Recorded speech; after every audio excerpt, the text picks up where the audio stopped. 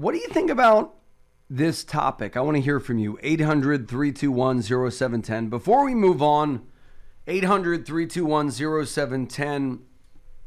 We whole first hour talking about Wells Fargo shuttering all personal lines of credit, talking about a risk hedge article, the average VC private equity deal flops. What do you do if you're a regular person? Stick to the basics. A well-diversified portfolio of low-cost indexes, ETFs, individual stocks. Diversify. Save 10 to 15% of your income. Those are very easy things you can do. Don't sell your stock so you don't pay tax unless it's a dud. And then this Stephen McBride article, roughly 80% of stocks are duds. A few years ago, Chicago University researchers wrote a book about the U.S. whaling boom in pursuit of Leviathan. They analyzed 4,000 voyages and found 1/3 of whalers actually lost money. And get this, the top 1.7% of whalers generated almost all of the returns. Similar to venture capital firms. What if I told you the same is true in modern day investing? What say you? Now you might say, oh, the game is rigged. No, the game really isn't rigged. You thinking it is actually may be contributing to your own downfall, because then you're looking for the next scheme so that you can become like Warren Buffett. You know what Warren Buffett did? He bought stocks 50 years ago, and he doesn't sell unless he doesn't believe in the company. And he holds on through good markets and bad. That's not hard to know. It's hard to do. So call us, folks. 888-988-JOSH. If you know the right things to do, but maybe you're not putting it together, maybe you need just that little extra edge from a risk management perspective. The name of the game right now is risk management, tax planning, also the 45-minute ultimate financial game plan. Call me right now, 888-988-JOSH, 888-988-5674. We'll be back talking about what do whalers have to do with your money. This is Josh Jelinski, the financial quarterback. Don't touch that dial. We're back. This is Josh Jelinski, the financial quarterback, coming to you live. This just in, we're talking whalers, we're talking asset-based lending, personal loans, and all next hour, we're taking your calls live, uncensored, unscripted. If you listen to the other shows, they're like, hello. They try to make the host sound good. I just naturally sound good. Maybe not. So you sound fine. What is this yachting tip? Inquiring minds want to know yachting. How do I do it on a budget? Go ahead, Ernesto. Well, we live on the Jersey Shore, so there's a great company called, he's getting a free commercial here, Jersey Coastal Adventures. And you can. Hey, don't tell other people. They might jack his rates up. We won't have access to it now. But you can rent, as your wife said, a 3-hour tour, right? She's afraid of Gilligan's Island happening all over again. But, it's very affordable. The 3-hour tour isn't bad because let's say there was some crisis. I mean, we were going from the Barnegat Bay. So I grew up in Forked River, New Jersey, just couple miles from where Captain Dave was, and it was going from there to like Island Beach State Park and then back again. So let's say there was some 3-hour tour. I guess we would be stranded at Island Beach, which isn't too far. If there was a crisis, there won't be a crisis. So, but it was a fraction of the cost of owning your own boat. That's another financial tip. Don't own boats, rent them. Unless you're really into it. The fueling costs are enormous. But not on a sailboat. But of course, a boat is. Oh, it's a sailboat. There you go. Well, yeah. But, obviously a boat is expensive. Unless that's your business, I would recommend. But I mean, if you're going for once a week, it might be better to rent. Agreed. Or once every, month. It was fun. So. Great mental health day, right? It was very relaxing. I could use one. So we have Rob who says, thank you providing this timely information. Yes, it's very timely. So this is interesting. The actual versus reality. So the average 401k balance when you are 65 plus is 216 grand. The median, according to another number by How America Saves, this from Vanguard, is 64,000. Now this might be you. You might say, Josh, the only amount I have to save is 64,000. How do I build it? Just start. You could be 50, 45, 35, 25, 85. Just start saving. And give us a call. 888-988-JOSH. We'll be there for you. 888-988-JOSH for the 45-minute wealth blueprint. We're also giving a webinar this Wednesday, a rare webinar. You could call us at 888-988-JOSH and get the webinar invite. It's a free webinar on income planning. So you might want to learn more about retirement income planning. I think we're going to try to keep it brief, 38 minutes or less, because we found that the last one we did, people started nodding off at the 38-minute mark. You could see with webinar statistics. So I guess the average person's attention span lasts about 35 minutes. That's actually pretty good. Now the average kid on TikTok, it's like 30 seconds.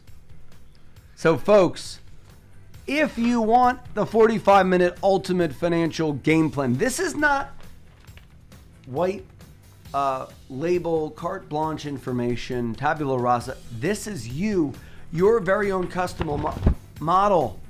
Get it today. 888-988-JOSH. Call us. 888-988-JOSH. And we're going to be back all next hour with your calls. 800-321-0710. 1. Hi, everybody. This is Josh Jelinski, the financial quarterback here. And we're going to be talking right now about how you can reduce your RMDs. RMDs are something you might go, I don't even know what an RMD is. It stands for Required Minimum Distribution. Required, I'll repeat it, minimum distribution. It's one of those nasty things you got to take when you hit 72. So if you have an IRA, 401k, 403b, 457, when you hit 72, you got to take income out every year. And you might say, well, I'm not 72 yet. Why do I care? Because your RMD is something that you are going to have to prepare for if you have a 401k and you're still working. So when you contribute to a traditional IRA, you make a deal with the devil, I mean Uncle Sam. You can get a tax deduction now and tax deferral on any earnings in your IRA. It also goes for an annuity too. An annuity is a tax-deferred instrument. However, eventually your favorite uncle will get their fair share and require funds to come out of these accounts. That is when you must start to take money out called the RMD. You may not need the money and you may not want the hit tax, but you're going to get the tax hit anyway. Here are some strategies that can help you reduce your RMD. But before I get to that, I want to give you a little tip on your IRAs or 401k. If I was a farmer and I got a knock on the door from the government saying, hello, we're here to help. And we're going to make a deal with you. In fact, you're going to be able to plant a wonderful harvest. You're going to get to tax the seed, or you can wait till you tax the harvest at the end of your working season. That's similar to the discussion between taxing the seed or taxing the harvest when it comes to IRA planning. In a Roth, you're taxing the seeds, and they're growing big, and then the growth, the tree or the produce, is tax-free. In an IRA, it's quite the contrary. You're not taxing the seed. You're not taxing the growth. You're taxing the harvest. Now, I'll be, very blunt for you. If tax rates remain the same. Let's say you have a combined state and federal tax bracket of 30%, and you have $1 million at the end of your working rainbow. Your pot of gold at the end of your working rainbow is $1 million. 30% tax would be $300,000. But if you're putting in X number a year, your tax will probably be $300,000 cumulatively. So it's the same thing, most people say. Except, what if they raise taxes? What if they lower the amount you can deduct? All these things are happening. Even with the Trump tax cuts, where we had to cut the marginal rate, some people paid more because they didn't get to deduct as much as they used to in the previous years. So some people got extra write-offs. Some people did not. What I'm seeing as I'm aging is a couple of things. Benefits are getting cut. Government benefits getting cut. Taxes are going up. And even if tax rates go down, the effective rate, what you actually pay, tends to go up because you can't deduct as much as you used to. So if you're like, well, all this RMD talk, it isn't for me, think again. If you have a 401k, one of the most important things you can do right now is plan whether you tax the seed or the harvest. Do you do Roths or do you IRAs? So you might not be 72 yet, or 70 and a half used to be the old age. But this is very important to you because a lot of the tax proposals being talked about are going to affect the tax deductibility of IRAs or 401ks. One of the things they're talking about is saying, if you make over a certain amount, you can't deduct that. You can't deduct that 401k contribution. Now, that's not law yet, but it's things being talked about that will eventually become law down the line. Here's why tax diversification, having some money in pre-tax, having some money in post-tax, and having some money in tax-free will make all the difference. You don't control tax rates. Your favorite uncle does. So we're going to get to some tax tips with regard to your RMDs. How do you reduce your RMD? Well, number one, you can take what's called a QCD. If you are planning on giving away money anyway, why not do it from your IRA? It doesn't count against your income, and it can fund your favorite church, shul, or charity. I've had a lot of clients, we say, they got to pay the shul, their tithe, their shul tax, and guess what? They get it out of their IRAs, and that doesn't count against their taxable income. If you are age 70 and a half, you may transfer up to $100,000 from your IRA to a charity tax-free. The QCD, as it's called, that stands for Qualified Charitable Distribution, will also satisfy your RMD, but without the tax hit. What is the next tax tip if you want to reduce your required minimum distribution? Number one, QCD. Number two, the still working exception. Well, let's say you are still working after the age of 72, and if you don't own the company where you work more than 5% of the shares, and the company offers a still working exception, you may be able to delay taking RMDs from your company plan until April 1 following the year after you retire.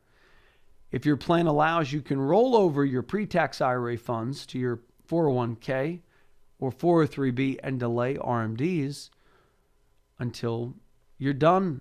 Just be careful. If you have an RMD for the rest for the year from your IRA, you must take it before you can roll over the rest of your funds back to the 401k. Same thing with Roths. If you do a Roth conversion, you got to take your RMD first, then you can convert the difference. So we talked QCDs, we talked still working exception. The next HULACs, and this is courtesy of the slot report. The website is irahelp.com, slot report, how you can reduce your RMDs. You have the beloved QLAC. QLAC is one of those things that nobody really does, but it's available for you. It's a product designed to help with longevity concerns. Any funds you invest in the QLAC are not going to be included in your balance when it comes to calculating your RMDs until you reach 85. So you could put up to $135,000 into a QLAC, and you don't have to take an RMD on that till you're 85. That's 13 more years of tax-deferred growth, and it protects you from outliving your nest egg. You can't outlive the income off of a QLAC. That's the very title of it. It's a qualified longevity annuity contract. So you want to shop around for those. The 25% limit is applied to each employer plan separately, but in aggregate to IRAs. What are some cautions to a QLAC? Want to make sure you do research on the claims paying ability of the underlying insurance company and the tie-up provisions. Sometimes you do a QLAC and you can't get out of it, so that's a risk. So make sure it's right for you before you go do it. But it can be a very powerful plan to maximize the amount that's growing tax deferred and to minimize the amount you have to pay on taxes. So folks, when we return from the break, we'll be talking about Roth IRA conversions and what we call the sweet spot. What is the sweet spot when it comes to minimizing the amount that you're going to have to take out down the line? Tip, we're talking about what if you're over 72. This will help you if you're between the ages of 59 and a half and 72. When we return, this is Josh Jelinski, the financial quarterback. And folks, give us a call at 888-988-JOSH for our very own customizable game board. You know, what if you die? Where is your spouse going to get the money? Where are they going to know? Are your accounts organized? Do you have a nice net worth statement showing where everything is and who to call? We'll give you that right now. The 45-minute strategy session when you schedule and keep your no obligation review. And we'll give you a free book, The Inheritor's Guide. 888-988-JOSH when you schedule and keep your no obligation review. We'll be back after these messages. Due to various factors, including changing market conditions, the information discussed in this broadcast may no longer be reflective of current positions or recommendations. While information presented is believed to be factual and up to date, Josh Jelinski and Wealth Quarterback do not guarantee its accuracy, and it should not be regarded as a complete analysis of the subjects discussed. The tax and estate planning information discussed is general in nature, is provided for informational purposes only, and should not be construed as legal or tax advice. Listeners should consult an attorney or tax professional regarding their specific legal or tax situation. Advisory services offered through Wealth Quarterback LLC.